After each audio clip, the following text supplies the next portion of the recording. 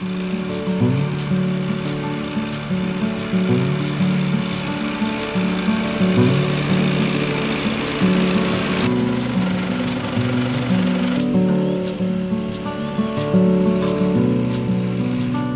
خردسالیمون در همین کسب پدریمون گرفتیم.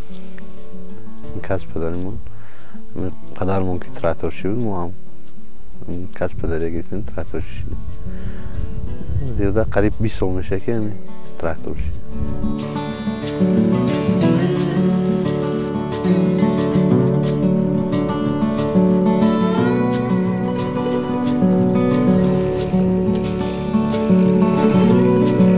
این زمینی لالمیه، یعنی جوف میکنه که نم بشیند. اوزی وقتی بارانگری و چیزه، همین جوف میکنیم که نم بشینشه، نم چی نکنه، نم نپره. نم وقتی که جوف کردیم نم چقدر میاد.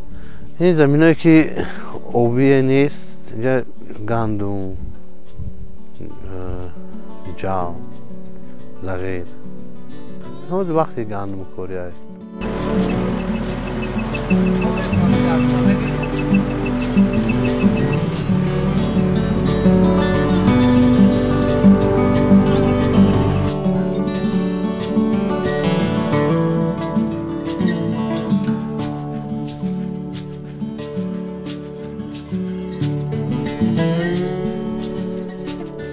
شاید همین مدت خود همین سلارکه که وایرون میشه، اپراتور تیزایی کنه. میشه سلارکه با یوروپایی با خوبتر، با مثلا 200 300 تا 500.